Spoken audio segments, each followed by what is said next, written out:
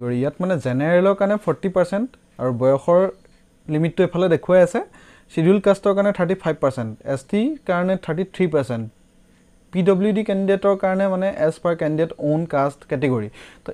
এইখিনিয়ে বস্তু চক ইয়াত বৰ বেছি বিশেষ খুব ইম্পৰ্টেণ্ট এই বস্তুটো আপোনালোকে দেখি আছে please note candidate will not B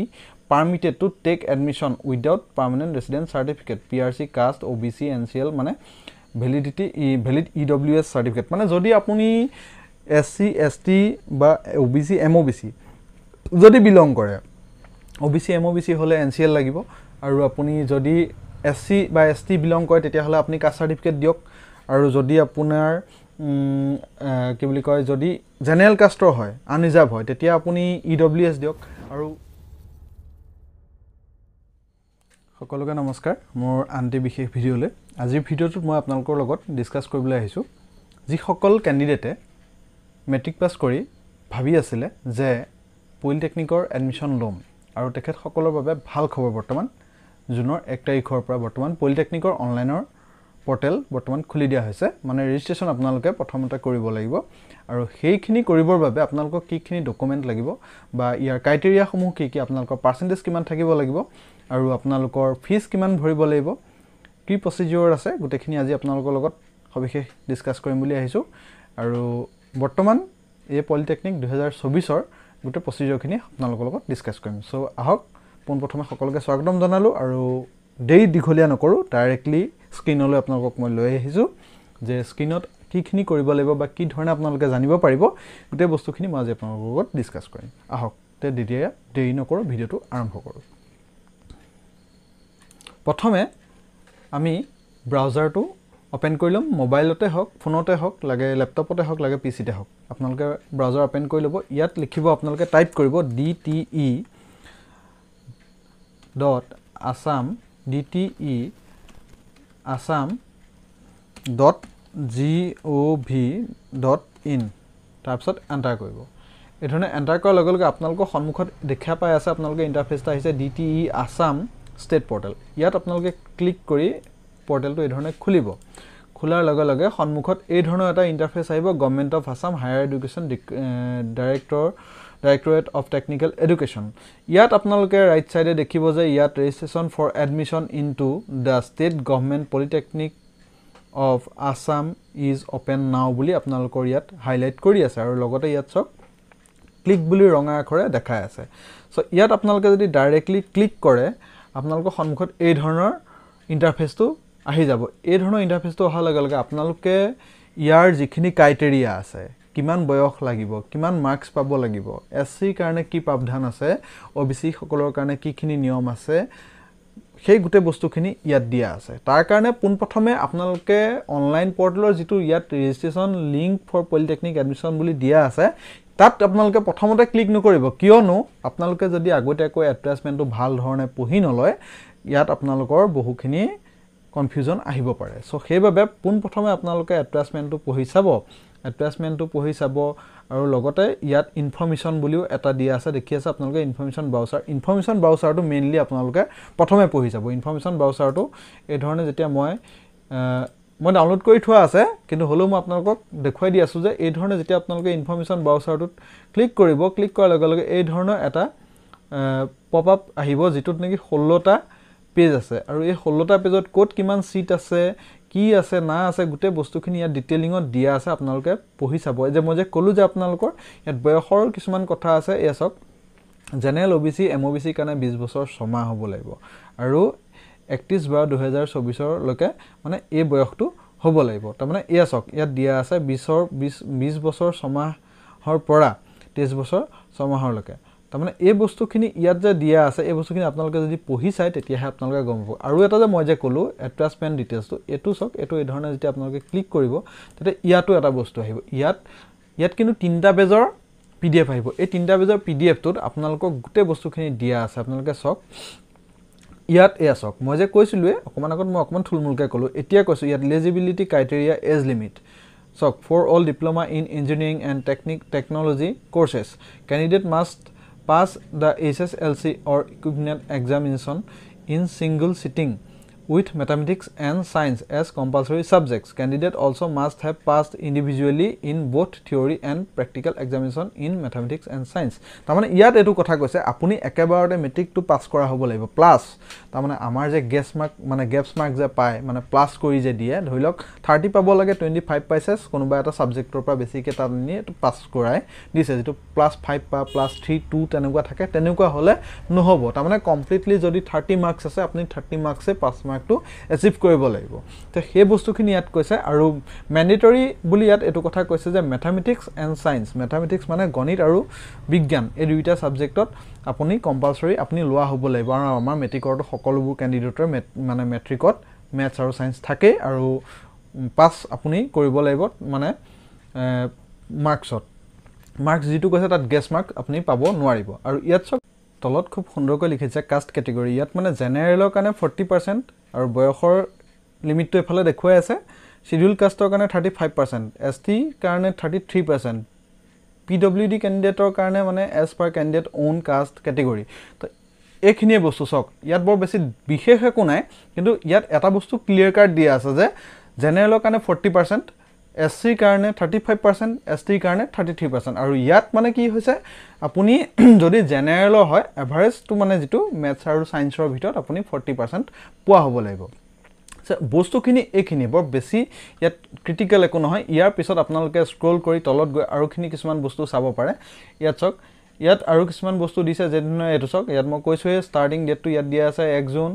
online form close হ'ব 15 তাৰিখে আৰু ইয়াৰ তলত চক আৰু এটা বস্তু একদম খুব ইম্পৰ্টেন্ট এই বস্তুটো আপোনালোকে দেখিছে please note candidate will not be permitted to take admission without permanent residence certificate PRC caste OBC NCL মানে valid EWS certificate মানে যদি আপুনি SC ST বা OBC MOBC যদি বিলং কৰে OBC MOBC হলে NCL লাগিব আৰু আপুনি যদি SC বা ST বিলং কৰে তেতিয়া হলে আপুনি কাষ্ট সাৰ্টিফিকেট দিয়ক আৰু যদি আপোনাৰ কি বুলি কয় যদি জেনাৰেল কাষ্টৰ হয় আনৰিজাৰ্ভ হয় তেতিয়া আপুনি EWS দিয়ক আৰু আপোনালোকৰ ইয়াত এটা কথা উল্লেখ কৰিছে যে মানে বিনা পিআৰসিত আপোনালোকে যিখন আমাৰ গাঁওবুঢ়া প্ৰমাণপত্ৰ বা কোৰ্ট মানে সৰি গাঁও প্ৰধানৰ কি কয় পঞ্চায়তৰ পৰা দিয়া পিআৰসি নহয় ইন জেনেৰেলি আমাৰ পিআৰসি বুলি ক'লে বহুতে ভাবে গাঁও প্ৰধানৰ পৰা দিয়াখন সেইখন পিআৰসি ইয়াত এপ্লিকেবল নহয় এখন আপুনি কাষ্ট সাৰ্টিফিকেট এপ্লাই কৰিবৰ কাৰণে বা কোৰ্ট পিআৰসি এপ্লাই কৰিবৰ কাৰণে এপ্লিকেবল হয় ইয়াত অনলাইনত যদি আপোনালোকক পিআৰসি বিচাৰে তেতিয়া হলে আপোনালোকে ডাইৰেক্টলি কোড পিআৰসি দিব লাগিব আৰু সেই কোড পিআৰসি খন এডুকেশন পাৰপাছত দিয়া থাকে আপোনালোকে বহুতে বৰ্তমান ব্যৱহাৰ কৰি আছে এডমিশনৰ ক্ষেত্ৰত আপোনালোকে গম পায় সেহে বস্তুটো ইয়াত কৈছে আপোনালোকে নিদিয়াকে নকৰিব সো এখিনি বস্তুৱে ইয়াত আছে আৰু ইয়াত চক আৰু কিছুমান বস্তু আছে এখিনি আপোনালোকে পঢ়ি চাব এখিনি পঢ়ি চালে আপোনালোকে বেষ্ট ভাল ধৰণে বুজি পাব মইতো কৈ আছো মই কৈ থাকিলে কি হ'ব মই আপোনালোকক দেখুৱাই দি আছো তো দেখুৱাই দিছো ইয়াত এটু কাৰণে দেখুৱাই দিছো মানে কি অ্যাটাচমেন্ট গিটা যে আপোনালোকে পঢ়ি চায় বৰ বেছি অসুবিধা নাথাকে আৰু ইয়াত চক এই যেটো 2 নম্বৰ অ্যাটাচমেন্টটো মই আপোনালোকক কৈছিলো যে ইনফৰমেশন ব্ৰাউজাৰটো এই দুটা মানে কি যদি মই ডিটেইলিংত আপোনালোকক বুজাব যাও না বহুত দীঘল হৈ যাব সো ভিডিওটো মানে আপোনালোকে আমনি পাব সো এইখিনি বস্তুৱে ইয়াত মই আপোনালোকক যি ধৰণে কৈছিলো যদি আপোনালোকে গুৱাহাটীত লব বিচাৰে গুৱাহাটীত সিভিল ইঞ্জিনিয়াৰিংৰ পোষ্ট কিমান আছে ইলেক্ট্ৰিচিয়ানৰ পোষ্ট কিমান আছে ইলেক্ট্ৰিকেলৰ পোষ্ট কিমান আছে মেকানিক্যাল ইঞ্জিনিয়াৰিংৰ পোষ্ট কিমান আছে সো এই টোটাল 90 40 40 40 40 35 টোটাল আছে গুৱাহাটীত যদি লয় আপোনালোকে 285 নগাঁৱত আছে 170 তাৰপিছত আমাৰ জোৰহাটত আছে 260 ডিব্ৰুগড়ত আছে 140 শিলচৰত আছে 220 বঙাইগাঁৱত আছে 120 সো এখিনি বস্তুৱে আপোনালোকে অকমান ধৈৰ্য সহকাৰে অ্যাটাচমেন্টটো প্ৰথমতে পঢ়ি চাব তাৰপিছত চক আসাম টেক্সটাইল ইনষ্টিটিউট গুৱাহাটীত আছে টোটাল পোষ্ট আছে 160 ডিফুত আছে মই টোটাল খিনি কৈ দি আছো দেই আপোনালোক ডিফুত আছে 60 post only for civil engineering গোলাঘাটত আছে 60 পোষ্ট বাক্সাত আছে 180 বৰপেটাত আছে 180 ধেমাজিত আছে 180 লখিমপুৰত আছে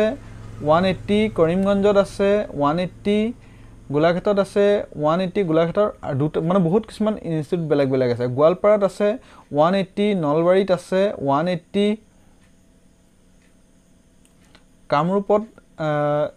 কামৰূপত আছে 180 শিৱসাগৰত আছে 180 শোণিতপুৰত আছে 180 মৰিগাঁৱত আছে 180 তিনচুকীয়াত আছে 180 চিৰাঙত আছে 180 উদালগুৰিত আছে 180 হাইলাকান্দিত আছে 180 আৰু টোটেল আছে মানে অল আছামত এবাৰ টোটেল পোষ্ট আছে মানে 4425 আৰু ইয়াত এই বস্তুখিনি যদি মই ডিটেইলিঙত দেখুৱাই থাকিবলৈ হয় ন ইয়াত চক মই যিবিলাক কথা কৈছোঁ 40% 35% এইবিলাক ইয়াত উল্লেখে আছে আপোনালোকে ইয়াত গোটেই ডিটেইলছটো পঢ়ি চাব মই ডিসক্ৰিপশ্যনত পিডিএফৰ ডাইৰেক্টলি লিংক এটা দি দিম আপোনালোকে ডাইৰেক্টলি পঢ়ি চাব পাৰিব সো আপোনালোকে অনলাইনটো কি ধৰণে কৰিব সেইটো মই আপোনালোকক অকমান থুলমুলকৈ আপোনালোকক দেখাই দি আছো আপোনালোকৰ এই ইন্টাৰফেসটো আপোনালোকৰ মনত আছে এখিলৈকে আপোনালোকৰ মনত আছে ইয়াৰ পিছত ইয়াত যেটো আপোনালোকক মই কৈছো যে registration link for polytechnic admission ইয়াত আপোনালোকে যেতিয়া ক্লিক কৰি দিব ইয়াৰ যেটো ইন্টাৰফেসটো এজ ইউজুৱেল সমৰ্থ পৰ্টেলৰ লগত একে বুলি মই এটো কাৰণে কৈছো যি সকল ক্যান্ডিডেটে এবাৰ হায়াৰ সেকেন্ডাৰী পাস কৰি পেলাই বিএ বা বিএসসি বা বিকমৰ কাৰণে এডমিশন কৰিব গৈছে তেতিয়া তেখেতসকলে নিজে যদি কৰিছে তেতিয়া ভালকৈ গম পাব যদি নাই কৰা আপোনালোকে যদি দোকানত কৰিছে কেফেত কৰি গৈ পেলাই কৰিছে তেতিয়া আপোনালোকে যদি দেখিছে তেতিয়া আপোনালোকে গম পাব যে পৰ্টেলটো দেখাত সমৰ্থ পৰ্টেলৰ নিচিনা একেই মানে সমৰ্থৰ লগতে টাইপ আছে আৰু ইয়াত আপোনালোকে দেখিব দুটা অপচন নিউ ৰেজিষ্ট্ৰেচন আৰু লগইন এই নিউ ৰেজিষ্ট্ৰেচনটোত আপোনালোকে এনে ক্লিক কৰিব ক্লিক কৰাৰ লগে লগে সন্মুখৰ ইন্টাৰফেসটো এই ধৰণে আহিব অহাৰ লগে লগে ইয়াত আপুনি আপোনাৰ নামটো দিব আৰু ইয়াত ডেট অফ বাৰ্থ দিব আৰু ইয়াত এটা ইমেইল আইডি দিব ইমেইল আইডিটো দিওঁতে বহুতৰ কনফিউজন থাকে ইমেইল আইডিটো মোৰ নাই কিন্তু গম নাপায় যে নিজৰ এটা এন্ড্ৰইড মোবাইলত যেটো গুগল একাউন্ট আছে হেতুৱে ইমেইল আইডি হয় বহুতে নাজানে বহুতে জানে অবিয়াসলি বহুতে জানে যি সকল জানে তেখেতসকলক নাই কয় যি সকল মানে কনফিউজ থাকে যে মোৰ ইমেইল আইডি নাই তেখেতসকলকহে কৈছো নেগলেক্ট কৰা নাই মই সেই কথাটো আপোনালোকে নাভাবিব যে নেগলেক্ট কৰিছো বুলি বহুতে নাজানে মানে মই তেনেকুৱা বহুত পাওঁ সেইভাবে মই কৈছো যেটো নিজৰ ইমেইল আইডি আছে হেতু ইয়াত পুট আপ কৰিব পুট আপ কৰি পাসওয়াৰ্ড দিব এটা পাসওয়াৰ্ডটো আপোনালোকে কি ধৰণে ক্ৰিয়েট কৰিব পাসওয়াৰ্ডটো মই কৈছো যদি আপোনালোকে 1 2 3 4 5 6 দিয়ে সেই ধৰণে দিলে নহব আপোনালোকে দিব লাগিব এটা নাম্বাৰ এটা নিউমেৰিক মানে নাম্বাৰ থকা তিনটা চাৰিটা সংখ্যা দিব লাগিব তাৰ পিছত ক্যাপিটালাইজ এটা ওয়াৰ্ড দিব লাগিব তাৰ বাকি কেটামান স্মল দিব তাৰ মানে ক্যাপিটালাইজ ওয়াৰ্ড সিম্বলিক আৰু নিউমেৰিক এই তিনটাৰ কম্বিনেশন হ'ব লাগিব যি ধৰণে ধৰক মাজুলী @123 বুলি যদি মই পাসওয়াৰ্ডটো ব্যৱহাৰ কৰি আছো বা যদি আপুনি জোহাট @123 বুলি যদি ব্যৱহাৰ কৰি আছে বা লখিমপুৰ @123 বুলি আপুনি যদি ব্যৱহাৰ কৰি আছে তেতিয়া হলে পাসওয়াৰ্ডটো এই ধৰণে দিব লখিমপুৰটোত L টো ক্যাপিটাল দিব তাৰ পিছত A টো স্মল KHIMPUR লখিমপুৰ বা L টোৰ বাদে বাকি গুটেখিনি আপুনি স্মল দিব তাৰ পিছত দি দিব @ তাৰ পিছত দিব 123 হেতু হৈ গল আপোনাৰ পাসওয়াৰ্ড এজ ইউজুৱেলাইজ মই যি ধৰণে পাসওয়াৰ্ড ব্যৱহাৰ কৰো মাজুলী @123 M ক্যাপিটাল দিও AJULI স্মল d @123 হেতু হৈ গল আপুনি ইয়াত দুইটা সাইডে ভৰাই দিব ইয়াতে আৰু ইয়াতে ভৰাই দিব পাসওয়াৰ্ড দিয়াৰ পিছত আপোনালোকৰ ইয়াত ফোন নম্বৰ দিব এটা ভ্যালিড ফোন নম্বৰ দিব OTP ভেৰিফিকেশন হ'ব ইমেইলটো জিমেইল বুলি থাকে আপোনালোকৰ গুগল এপছৰ ভিতৰত আপোনালোকে পাই যাব জিমেইল বুলি থাকে তাত গৈ পেলাই আপোনালোকে নিজৰ যেটো গুগল আইডি আছে হেতু ইয়াত বহাই দিব আৰু পাসওয়াৰ্ড দিব তাৰ পিছত ইয়াত ফোন নম্বৰ দি পেলাই OTP ভেৰিফিকেশন কৰিব ইমেইল ভেৰিফিকেশন কৰাৰ পিছত ৰেজিষ্টাৰটো কৰি ল'ব ৰেজিষ্টাৰ কৰি ইয়াৰ ভিতৰত আপোনালোক কিখিনি লাগিব হেখিনি বস্তু মই সবিশেষি থুলমুলকৈ আপোনালোকক কৈ দিলো আৰু যদি আপোনালোকে ভাবে যে ইয়াত আপোনালোকৰ কিবা কনফিউজন আছে বুলি ডিটেইল ভিডিও লাগে বুলি আপোনালোকে মোক এটা কমেন্ট কৰি নিশ্চয় জনাব তেতিয়া মই আপোনালোকক ডিটেইল ভিডিও বনাই দিম ইয়াত ডকুমেন্ট কিখিনি আপলোড কৰিব লাগিব কিমান কেবিট লাগিব আৰু কি ধৰণৰ গুটে প্ৰসিডিউৰ আছে গুটে প্ৰসিডিউৰটোৰ ওপৰত মই আপোনালোকক এটা সুন্দৰকৈ ভিডিও মই মানে বনাই আপোনালোকক আগবঢ়াম আৰু আপোনালোকক মই এতিয়া বৰ্তমান ইয়াত যিখিনি বস্তু দেখুৱালো আশা কৰিছো আপোনালোকে উপকৃত হ'ব বুলি মই ভাবিছো আৰু যদি মোৰ ভিডিও চাই আপোনালোকে ভাল পাইছে তেতিয়াহলে লাইক কৰি দিব কমেন্ট এটা কৰি দিব আৰু যদি ইনফৰ্মেটিভ বুলি ভাবে লগৰ বন্ধু-বান্ধৱীৰ লগতো ভিডিওটো শেয়াৰ কৰিব আৰু এনেকুৱা ধৰণৰ যিকোনো আপডেট আগলৈ পাবলৈ জানে ধৰিলক এতিয়া এডমিশন হৈ আছে ইয়াৰ পিছত স্কলাৰশিপ আহিব স্কলাৰশিপৰ অনলাইন কি ধৰণে কৰা হয় বা তাৰ ক্ৰাইটেৰিয়া কি থাকে কিখিনি বস্তু লাগে নালাগে গুটেখিনি যদি তেনেকুৱা ধৰণৰ ইনফৰ্মেটিভ ভিডিও যদি আপোনালোকে চাব বিচাৰে মোৰ চেনেলটো সাবস্ক্ৰাইব কৰিবলৈ নাপাহৰিব আৰু আজি ভিডিওটো মই ইমানতে ক্লোজ কৰিম পুনৰ আনি ভিডিও লগ পাম নমস্কাৰ